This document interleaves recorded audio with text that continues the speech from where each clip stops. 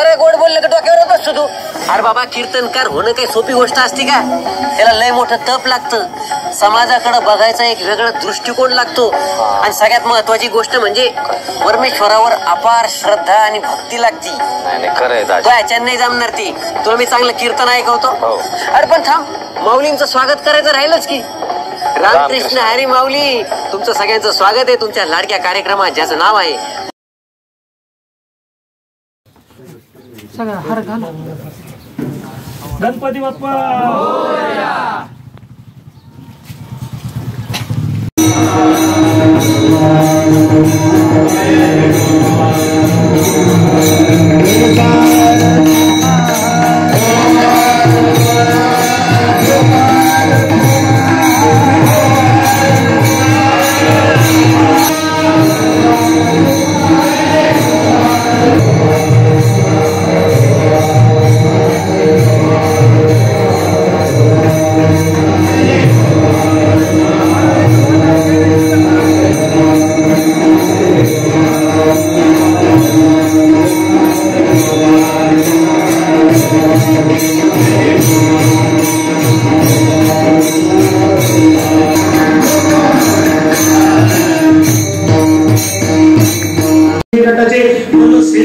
अखिल भारतीयचे, वंचितचे, आघाडीचे, जरांगे पाटलाचे, तुमचे आमचे सगळ्यांचे कार्यकर्ते, सगळ्यांच्या वतीनं आपल्या गावचे असणारे भूमिपुत्र, तरुण तडफदार या मंडळाचे सदस्य दत्ताभाऊ केंद्रे यांच्या माध्यमातून या ठिकाणी येण्याचं निमंत्रण मिळालं आणि गणपती बाप्पाच्या चरणी सेवा अर्पण करण्याचं भाग्य मला मिळालं. म्हणून मस्तक हे पायावरी या वारकरी संतांच्या सगळ्यांना धन्यवाद. कीर्तनाला सुरुवात. विठ्ठला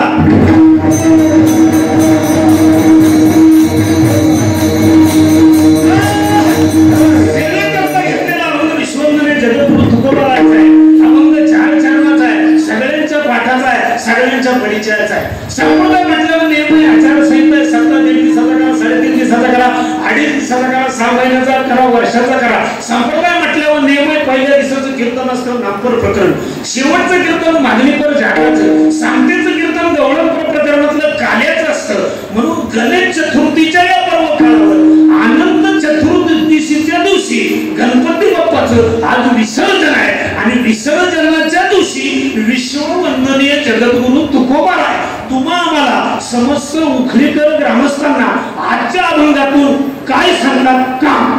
काय सांगतात? काम. कोण सांगताय? मी.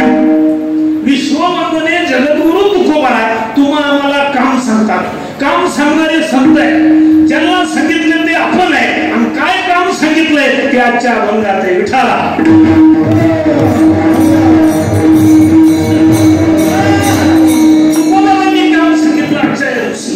समस्त ग्रामस्थांना माझ्या सगळ्यांना काम सांगितलं. धर्माचे पालन करणे पाखंड. ज्या धर्मात तुम्ही आम्ही जन्माला आलोय त्या धर्मात काही पुण्यवान लोक जन्माला, त्या धर्मात काही पापी लोक जन्माला आले. पापी लोकांचं काम आहे पाप करणं आणि पुण्यवान लोकांचं काम आहे कितीही त्रास होत्या पुण्यच करणं. म्हणून या धर्मामध्ये काही पापी लोक जन्माला आले, काही पुण्यवान लोक जन्माला आले. मग पुण्यवान लोकांना सांगितले, पापी लोकांना हेच आम्हा करणे काम बीज वाढवावे ना. पुण्यवान लोकांना काय काम सांगितलंय? हेच आम्हा करणे काम बीज वाढवावे ना. ज्या धर्मामध्ये तुम्ही आम्ही जन्माला आलोय त्या धर्मामध्ये तुम्हाला काम सांगितलंय नामरूपी बीज वाढवायचं. धर्माचं प्रमुख काम आहे. जे पापी लोक धर्म कार्यात विघ्न आणतील, गोरगरिबाला त्रास देतील, आडवे जातील, पाखंडी लोक करणे पाखंड खंड म्हणजे त्यांचं खंडन करायचं, त्यांच्याकडे दुर्लक्ष करायचं आणि ते करीत असताना हरिनामाचे सतत उच्चारण करायचं, जप करायचा, हरिनामाचा यज्ञ मनातल्या मनात करायचा. याचे आम्हा करणे काम बीज वाढवावे ना. तरी तुकोबारायला लोकांनी विचारलं, खाऊ तुकोबाराय जर धर्म कार्यात एखादा रावणाच्या औलादीचा भेटला, एखादा हिरण्यकशिपूचा मावस भाऊ भेटला, करायचं काय? काहीच करू नका. ज्याला त्या भाषेत समजतं त्या भाषेत त्याला समजून सांगा. पडून सांगा दादा गावचं काम आहे नको वाढवलं रामभाऊ रस्ता नको वाढवलं बाबा पाण्याच्या टाकीचं काम चालू आहे जिरा थोडीशी 5-50 एकर जमीन मी तुला गाव ते एवढं करून तो जात असेल थोडं गोड बोलून सका आणि एवढ्यावर जर ऐकत नसेल काय बोलता तीक्ष्ण उत्तरे हाती घेतली बाण फिरे ज्याला ज्या भाषेत समजत त्या भाषेत सांगा गोड बोलून समजत असेल गोड बोलून पाया पडून समजत असेल तर पाया पडून 2 कानपटात देऊन समजत असेल कानपटात देऊन आणि हे करत असताना याची आम्हा करणे काम बीज वाढवावे ना मग त्यासाठी तरी पण या झाला जर बलदांड्या संपत्ती भेटला पैशाला भेटला माजलेला भेटला उन्मत्त भेटला तो जर धर्मकार्यात त्रास देत असेल कथा करून देत नसेल सप्ताह होऊन देत नसेल काय पण अडचणीत आणत असेल गावाला करायचं काय तो माजलेला करेल तुकोबारायांनी शेवटच्या शब्दात चरणात स्पष्ट सांगितलं किती मोठा असू द्या तुम्ही तुमच्या तत्वावर एकनिष्ठ आहात ना मग नाही भिडवार तुका म्हणे साना थोर आणि हेच आम्हा करणे काम बीज वाढवावे नाम सरळ सरळ भावार्थ चिंतनाला सुरुवात विठाला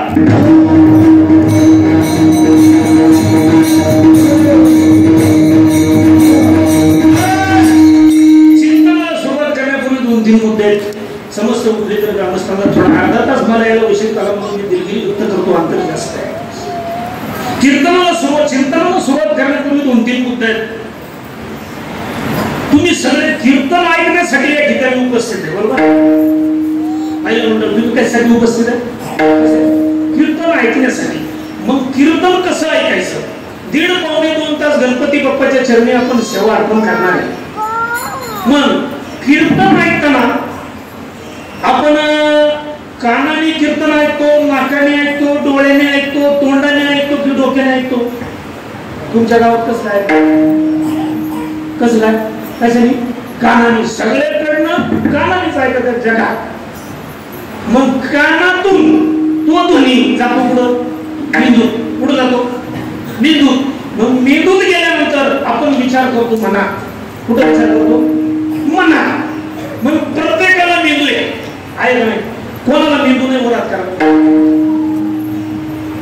याचा अर्थ तुमच्या गावात सगळ्यांना मेंदू आहे मेंदूचं काम काय विचार करणे मेंदूचं काम काय विचार करणे मग एवढे जेवढे लोक आज कीर्तनाला मारुती रायाच्या समोर पांडुरंगासमोर गणपती बाप्पा समोर बसले प्रत्येकाच्या डोक्यात मेंदू आणि प्रत्येकाच्या डोक्यात या मिनिटाला काही ना काही विचार चालू आहे मग देवा पुढे बसू नये ना मग आपण कांद्याचा डोंगऱ्याचा शेळीचा बकराचा बोकडाचा लसणाचा गाजराचा बटाट्याचा ऊसाचा सोयाबीनचा कापडाचा बनेलचा टोपीचा टावेलचा अंडरपॅन्टीचा चष्माचा कडाळाचा चिंकीचा मुंकीचा चिंकीचा बटाट्याचा लसणाचा पैशाचा बंगल्याचा गाडीचा सोन्याचा संपत्तीचा बैलाचा गाजराचा बायकोचा नवऱ्याचा पतीचा नातवंडांचा अजिबात विचार करायचा हे सगळे हलकट विचार कोणते विचार तुम्हाला ऐकायला हे विचार कसे हे संसारिक विचार आहेत आणि हे सगळे कसे सत्ता संपत्ती पैसा हे विचार हलकट या विचाराने माणूस कधी श्रीमंत होतो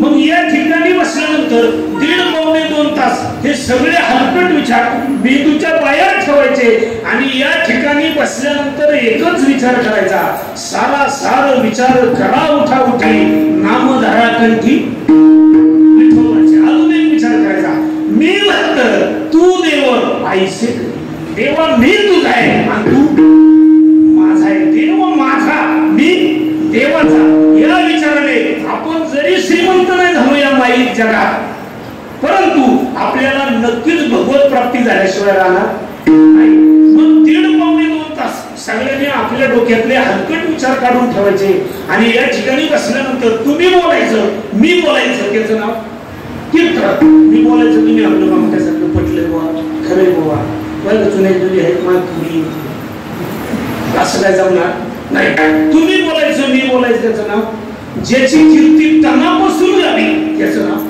कीर्तन. मग तुम्ही बोलायचं मी बोलायचं त्याचं नाव कीर्तन.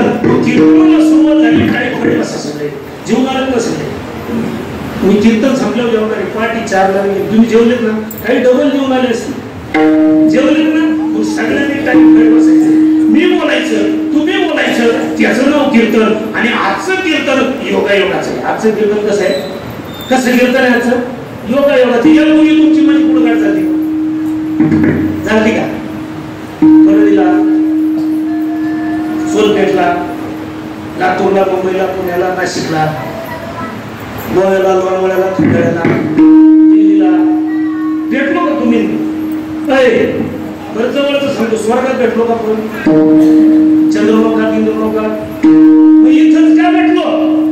तुमची माझी आजची भेट गणपती बाप्पाच्या कृपा आशीर्वाद दुसरी भेट नाहीये, जीवाशिवाची भेट आहे. पटवून देतो पा.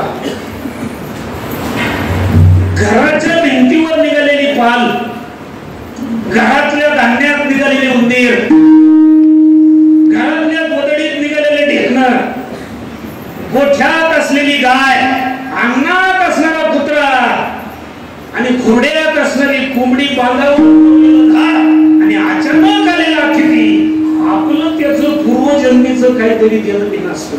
जुनं वाक्य आहे पा, जुनं. दगडाच्या गाठी पडा. वाक्य काय? कोणाच्या गाठी पडा? दगडाच्या. माणसाची कुठं तरी गाठ पडते. काहीतरी घेण्या देण्याचा संबंध असतो. म्हणून ती व्यक्ती त्याच्या कर्मानुसार ज्याला त्याला त्या काळामध्ये आपल्याला भेटत असते. कुणी पंढरपूरला भेटेल, कुणी आनंदीला भेटेल, कुणी गावात भेटेल, कुणी काळ्यात भेटेल, कुणी मळ्यात भेटेल. कुठंतरी ज्याचं त्याच्या भाग्यानुसार त्या व्यक्तीची, त्या प्राण्याची, त्या झाडाची आपली गाडी भेटवत असते.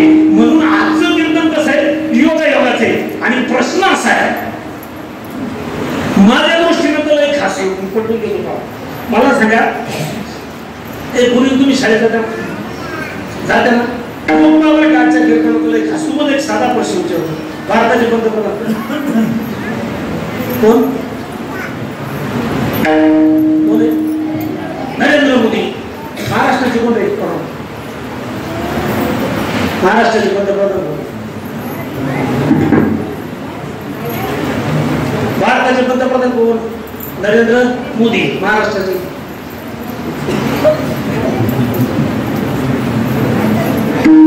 शिंदे का मोदी? काय मत आहे तुमचं? महाराष्ट्राचे पंतप्रधान कोण? महाराष्ट्राला पंतप्रधान नाही का? आपण पाकिस्तानात राहतो का? हा सगळा भारताचा परिणाम आहे. भारताचा नाही व्हायचा. महाराष्ट्राचे मोदीच ना. भारताचे पंतप्रधान मोदी, महाराष्ट्राचे मोदी. मला तुम्हाला योग सांगायचं, मी येतो तुमच्याकडे. योगायोगाने भारताचे पंतप्रधान नरेंद्र, महाराष्ट्राचे उपमुख्यमंत्री देवेंद्र. योग पाहतोय खासाचा. योगायोगाने भारताचे पंतप्रधान नरेंद्र, महाराष्ट्राचे उपमुख्यमंत्री देवेंद्र, नाथांचे एकनाथ मच्छिंद्र आणि भारतीय क्रिकेट टीमचे माजी कॅप्टन महेंद्र आणि तुमच्या गावात आज गणपतीला रवींद्र.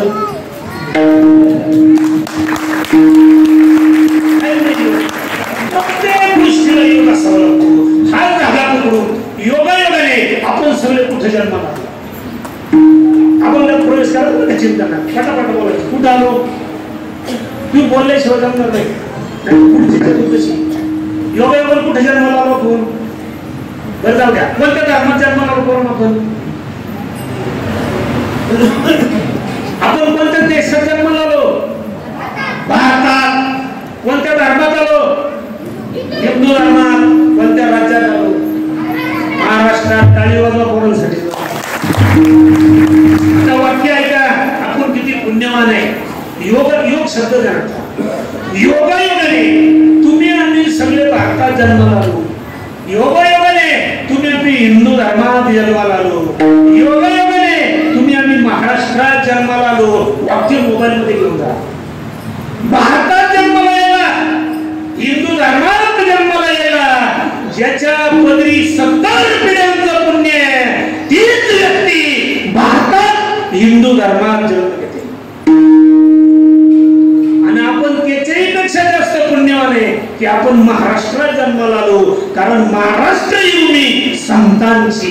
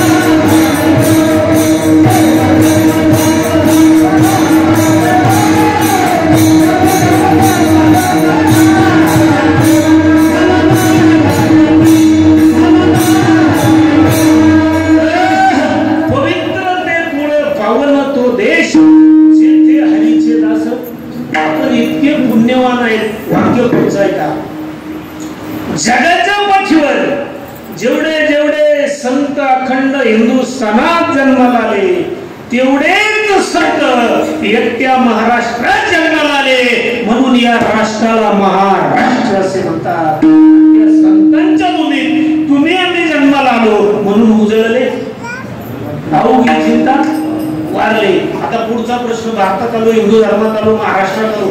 पुढचा लय महत्वाचा प्रश्न आपण कोणामुळे जन्माला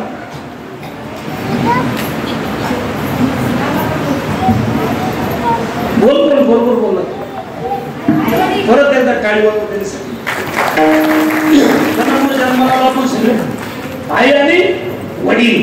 आता काही लोक शंका घेतील, काही लोक म्हणतील जन्माला घालणारा देव, हे पण बरोबर आहे. आता त्यांच्यासाठी वाक्य आहे का माध्यम आई वडील आहे, कृपा देवाची आहे आणि आशीर्वाद संतांचे आहे म्हणून धन्य आम्ही जन्मालो दास विठोबाचे झालो. जन्माला आलो माता आणि पितांच्या माध्यमातून तुम्ही आम्ही प्रत्येक जण हिंदू धर्मात जन्माला आलो. मग जन्माला आल्यानंतर थोडा मेंदूला ताण द्यायचा 1.5 तास. जन्माला आल्यानंतर तुमच्या माझ्या बाबत एक चमत्कार झाला. थोडा लिंबाच्या झाडाखाली पांगली झाडाखाली बसले बसले विचार करीत जातो. तुमच्या माझ्या बाबत एक चमत्कार झाला. जन्माला आल्यानंतर तुम्हाला मला 3.5 हाताचा देव मिळाला. किती हाताचा मिळाला? 3.5 हाताचा. हा देव विकत मिळाला का फुकट? फुकट मिळाला? 100% फुकट मिळाला. 1 नवा रुपया आपण गणपतीला दिला नाही, रुक्मिणीला दिला नाही, मारुतीला, खडोबाला, मसोबाला, मावळाला, कोणला दमडी सुद्धा दिली नाही. कसं मिळेल? फुकट फुकट. माझ्या मते देवाची एक फार मोठी चूक आहे. काय वाटतं तुम्हाला? जगाच्या बाजारात फुकट काय मिळालं का? कुंभी घ्या, शिडी घ्या, मेंढी घ्या, बकरू घ्या, टावेल घ्या, टोपी घ्या, वडील घ्या, अंडरपॅन्ट घ्या, घड्याळ घ्या, चष्मा घ्या, सोनं घ्या, मानी घ्या, मुठी घ्या, धोतर घ्या, बुक्का घ्या, अबीर घ्या. टाळाला 500 मागतोय. आमच्याकडे सांगतो कीर्तन करतो बोलल्याशिवाय त्याला हात लावीत नाही. गाड्याची पेटी सुद्धा ₹1 ₹2 द्यावा. 2 गाड्या शेजारातून उसने आणल्या तरी आपण पेटी घेतल्यावर त्याला 2 गाड्या देऊन टाकाव्या लागत्या. मग थोडा मेंदूला ताण द्या. जर जगाच्या बाजारपेठेमध्ये फुकट काही मिळत नाही त्या पांडुरंगाची आपल्यावर किती कृपा आहे. हे कोटी रुपयाचं शरीर फुकाट देत. माझं मत आहे ती पांडुरंगाची चूक आहे. काय का कारण समाजामध्ये काही अवलादी अशा जन्माला आल्या त्यांना या देहाची किंमत कळाली नाही. काहींना कळाली, काहींना वळाली नाही, काहींना वळाली नाही आणि काहींना कळाली सुद्धा नाही. ज्यांना या देहाची किंमत कळाली ते संत भगवान बाबा झाले. ज्यांना या देहाची किंमत कळाली ते संत निवृत्ती ज्ञानदेव सोपान मुक्ताबाई एकनाथ नामदेव तुकाराम. म्हणून मी एक वाक्य वापरलं की समाजातल्या काही अवलादींना या देहाची किंमत कळाली नाही. का कळाली नाही का?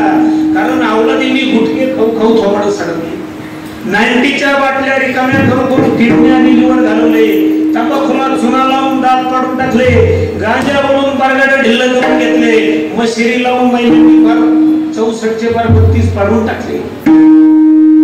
तुम्ही माझ्यापेक्षा जास्त ज्ञानी आहात, तुम्ही माझ्यापेक्षा जास्त अनुभवी आहात. मला सांगा माझ्या माय पित्यावर हा देव गुटखी खाण्यासाठी, हा देव दारू पिण्यासाठी, हा देव तंबाखूला चुना लावण्यासाठी, हा देव जुगार खेळण्यासाठी, हा देव मारामाऱ्या करण्यासाठी, हा देव बंगला इस्टेट सोनं नाणं कमवण्यासाठी, सत्ता मिळवण्यासाठी, सरपंच होण्यासाठी, आमदार होण्यासाठी, खासदार होण्यासाठी अजिबात नाही.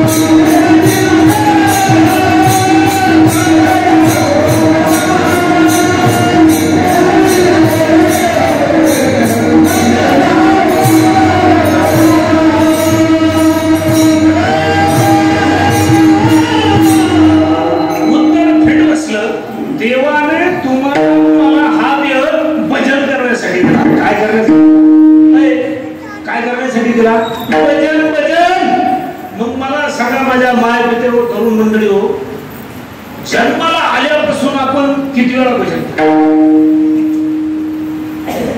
सत्य कथा चालू थोडंफार केलं तर केलं नाही तर त्याला लागेल. आणि हा देव तर कशासाठी दिलाय? हा देव कशासाठी दिलाय? कशासाठी? भजन करण्यासाठी. बंगला गाडी इस्टेट सोनं नाणं संपत्ती कमवण्यासाठी दिलाय. कशासाठी दिलाय?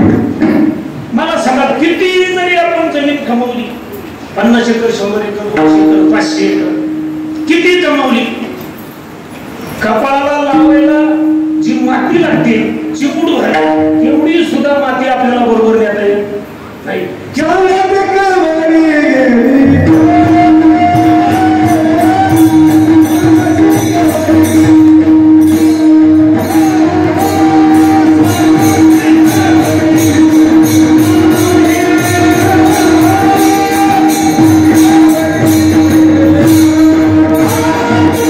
Yeah.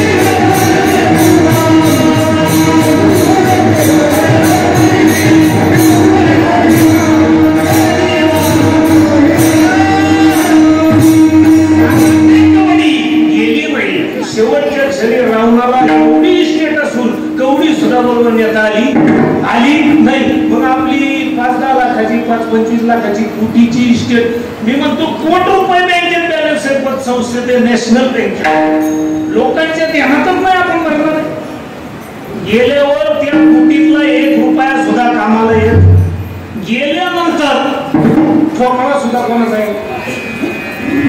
कोणाचा आहे, दुसऱ्याचा आहे. हे कपडे सुद्धा दुसऱ्याच आणतात, कमरेचा करपोटा सुद्धा लोक कापून घेतात. तुमच्या खात्यात येत का? मग तुमचं नामचं सारखंच आहे. आमच्याकडे लोक मेल्यावर जाळी देतात, तुमच्याकडे जाळी देतात म्हणजे तुमचं नाम आपलं सारखंच आहे. मग बोलत समजा आमच्या मेल्यावर डोळे जातात, तुमचे मेल्यावर जातात ना, मग सारखंच आहे बोल तुमचं नामचं.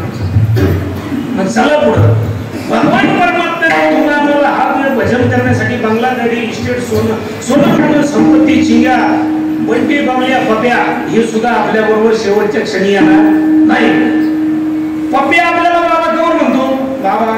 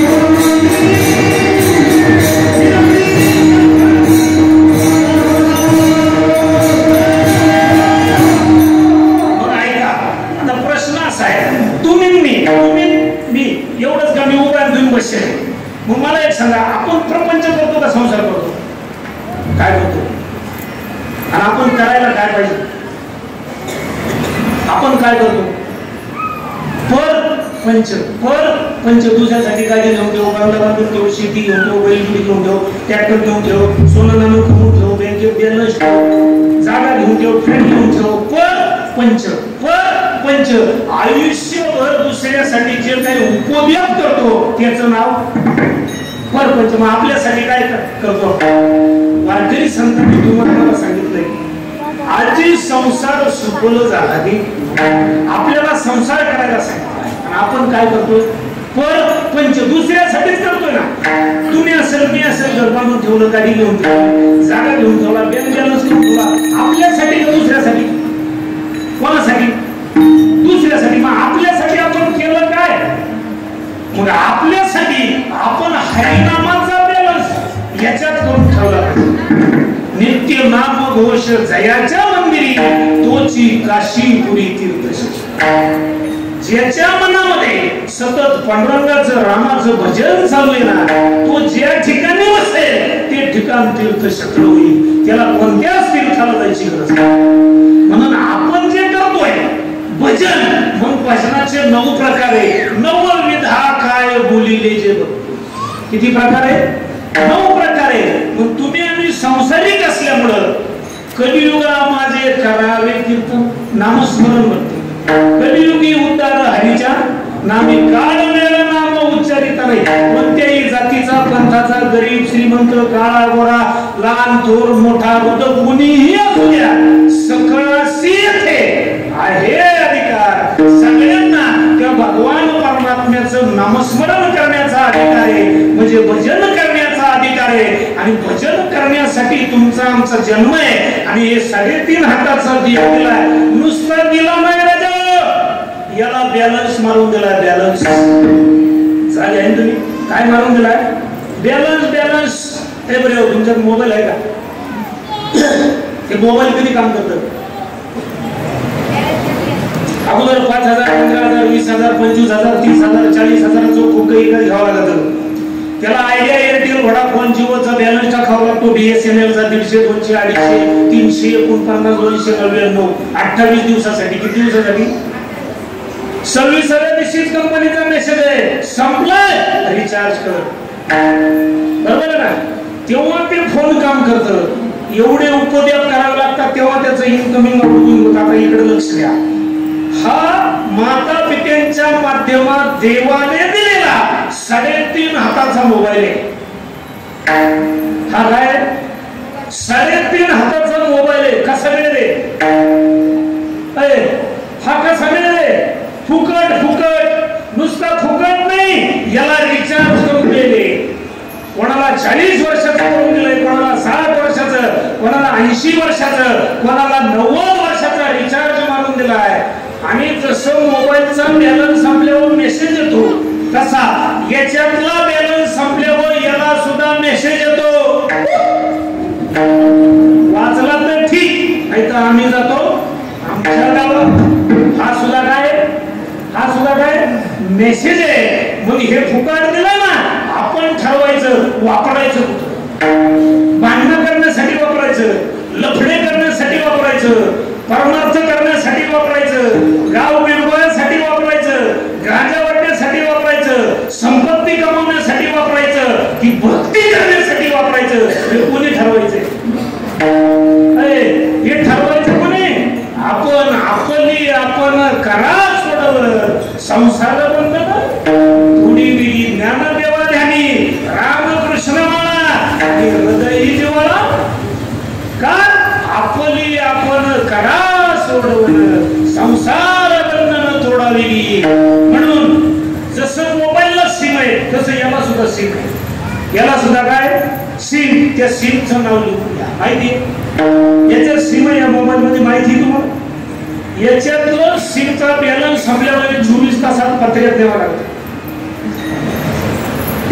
किती तासात?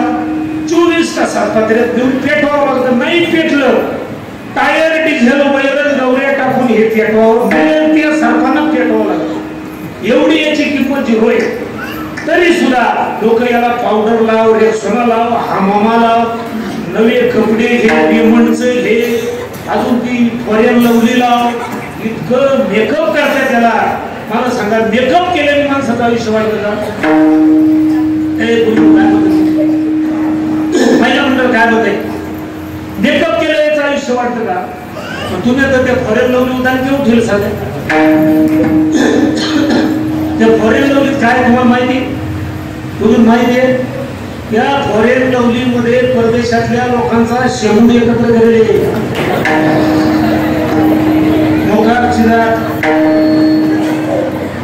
आणि त्याला सेंट मारून चांगल्या बाटलीत पॅक केलेले आणि आपले दफाट उठल्या आणि आरशात पाहून पोट सोडून काय म्हणता ना ती पुढी वा क्या निखार आया है शेवटाचा.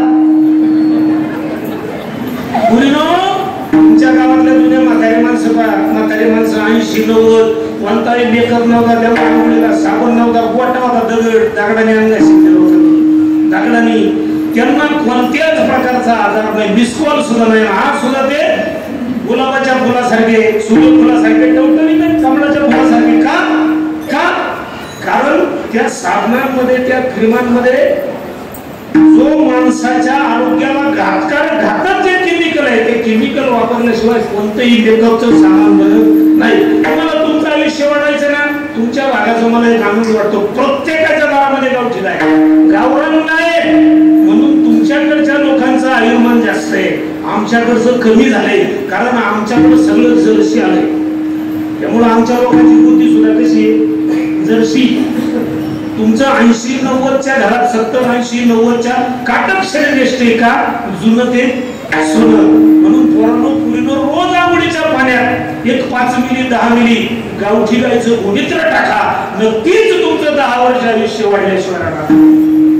पूर्वीच्या काळात एक 15-20 वर्षापूर्वी तुमच्याकडे आहे गावरान गायच्या शेणाने घर सारवलं जायचं. आज मी गोटा अंगणात सकाळ गोळी गावरान गायच्या शेणामध्ये अँटीबायोटिक असतात, जंतुनाशकाचं प्रमाण आहे त्याच्यामध्ये, जंतूचा कीटाणूंचा मच्छराचा नाश होतो. एवढी ताकद गावरान गायच्या शेणामध्ये दुधामध्ये किती ताकद असेल. म्हणून तुम्हा मला भगवान परमात्माने हा देह दिला ना भजन करण्यासाठी दिलाय आणि या भजनाच्या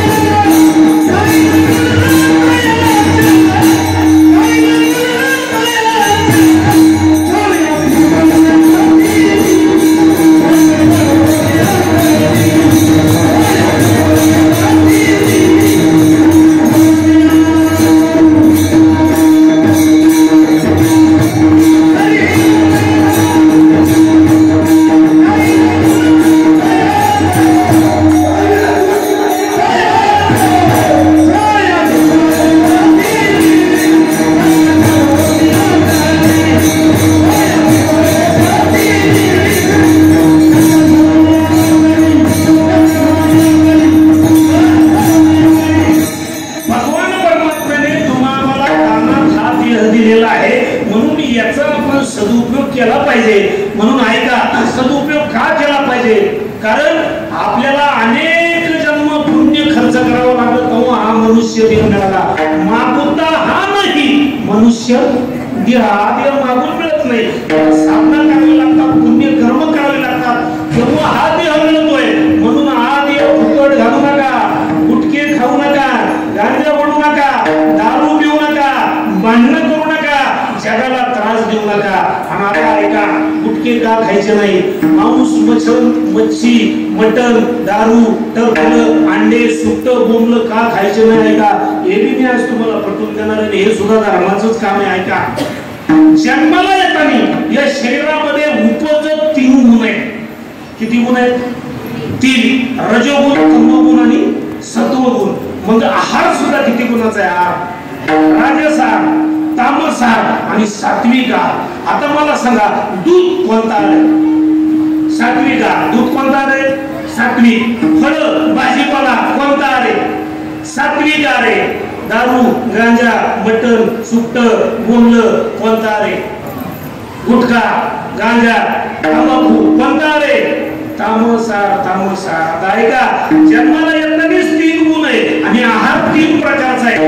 मग याच्यामध्ये जन्माला येताना गणपतीची सेवा करा, दुर्गा मातेची करा, खंडोबाची करा, बलरामाची करा, साईबाबाची करा, कोणत्याही देवाची करा. आपल्याला तो एक देव करून घ्यावा, तेने विनाशिवाय सुख नाही. परंतु सगळे देव फक्त राम नामाचंच भजन करतात.